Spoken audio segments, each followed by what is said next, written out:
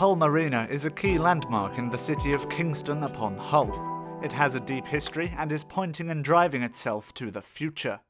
Let's find out what this fascinating landmark holds and how it aims to be a futuristic port. Join us as we uncover the rich history of this port, from its impact and connection to the trawlermen who lost their lives and the ramifications it has had on their families, to how Hull Marina aims to become a destination for the future. Talking about Hull's trawler history and the past Hull Marina is an active volunteer for Hull's fishing heritage, Jill Days. I volunteer with the Mission to Deep Sea Fishermen. I grew up with the fishing, with the family being in the fishing industry, and also because of the loss I've had in the fishing industry. Right, the Luckiest 13, how I've been involved with the Luckiest 13 is I was married to a fisherman called Tony Harrison, and in 1966, Christmas Day, how the book, The Lucky 13, came about was because the St Finbar, which was a new freezer trawler of its day, and she set a fire Christmas Day, and my first husband was on the Finbar Christmas Day. And why they call it the Lucky 13 is because there was 12 men lost on that ship and there was 13 saved. I've had to get over things like that and get on with things, but it's made me, it's been my life. Fishing has been my life. It's given me a good life and it's given me a sad life, but I wouldn't change it for the world. We spoke to Chairman Ron Wilkinson and Vice Chairman Vic Wheeldon of Hull's Fishermen Charities Stand, who outlined the current reinstatement of Hull's prized Fisherman's Memorial. It's only recently, in the last few years, since the City of Culture, that the Hull City Council have put concerted effort into remembering the maritime history of the city. Before that, particularly the fishing industry, once the fishing industry died, it was buried. It was forgotten there was no plans by the local council to put up a memorial in honour of those fishermen that lost their lives at sea. Hence, Stand was formed just for that reason 31 years ago. The merits of having a maritime history and getting people in to visit the city, it's a light bulb moment, and the Hull City Council is now putting a lot of effort into that. But for a long time it was just something that had happened in Hull, but there was no merit in advertising it. There are two phases with the trawlerman's life. The first phase, of course, is joining the ship in the dock and sailing towards the fishing ground. And the work there is then to prepare the ship for the fishing.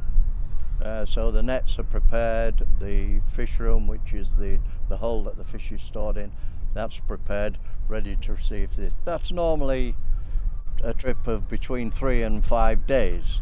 What Vic says is true. You know, on board of a ship, you're on a ship that's less than 200 foot long. It's not a very big area to work in, and you have different. You have the galley, you have the engine staff, you have the wireless operator, the officers, and the deckhands. The thing is, you have to get on. Everybody's life depends on what someone else does, especially on the deck. If you can't trust the seaman alongside of you, then you're in trouble. Different places, the buildings and different areas of the old town, well, our local people call it the old town. Hull was originally a walled city, and the old town covers most of that area, and the local council decided to concoct a route, and it takes you right round the old city, the old town area. But to make it more interesting, they decided to put the fish trail on so that children could make a list of which fish they'd actually seen or if they'd missed any, and they can get a printout of the route to help them in that cause. In this city we have statues and plaques for poets, politicians,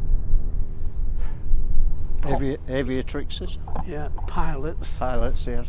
pop stars, Yeah. and yet it's taken us all these years to recognise the terrible loss that the fishing industry suffered. Having had looked at the marina's past, let's see what has been done to sustain this history in the present and for the future. Currently under reconditioning is Hull's Maritime Museum, along with other important historical landmarks such as the Spurn and the Arctic Corsair, as part of Hull's maritime project. With a £27.4 million investment, the project aims to revitalise Hull's maritime history for all generations, keeping Hull's heritage alive. One of Hull Marina's most notable upcoming investments is the Hull Frontage Flood Defence Improvements, a £42 million scheme meant to fortify Hull's defences against tidal floods along the Humber estuary. Since its opening in 2002, the Deep has become a landmark of Hull's sustainability, receiving international praise for its marine conservation. With over 5,000 animals and a design that was inspired by geological land formation, this iconic beacon of education and conservation continues to highlight Hull Marina's environmental endeavours. Hull Marina residents Dave and Janet gave us an insight into their life at sea through their vlogging and boating experience. So it's about 6:20 in the morning. I'm just heading down to the basin to do a little bit of flying. We've got Dredger in. He's going to be working in the basin today, clearing out, and for the next 2 days actually. So we know going in and out with the boats, but it'll make life a lot easier. Well, the marina is now technically full, so there's been an increase in the number of boats into the marina. Again, this last 12 months with COVID, we saw when the restrictions were lifted mid-year last year, we saw a big increase in visitors for a short period of time before the restrictions came back on. But I would say, generally speaking, the marina is now at its capacity. So yeah, it's been an increase, and I think there is a general increase in interest in boats and marinas up and down the country, really. That mixture, the architecture, when you look at the various buildings that's around here, 1884 there, an old building which got some character to it, the old town of Hull, which is 5 minutes walk, beautiful walking around there. And just seeing the different mixtures of buildings again. And around the cathedral. Yeah, the cathedral again, that district. It's just so enjoyable. The other good thing is you've got the town centre very, very close.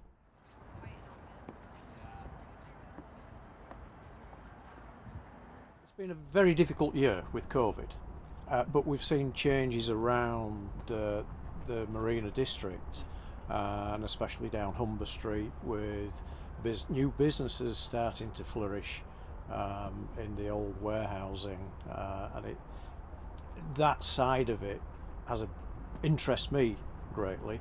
The eclectic mix of different things that keep coming into the area.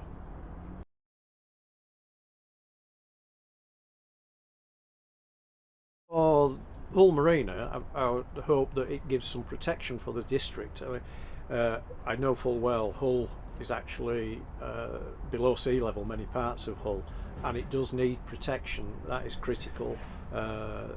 Water levels are rising, and the defences will, for a period of time, protect Hull, and will continue to protect the marina. We live on a boat, but we are still subject to flooding. From past to present to this marina's exciting future, it's clear that the Hull Marina is on its way to a new age. Though not changing the history, the projects are meant to sustain and glorify the old in a new way.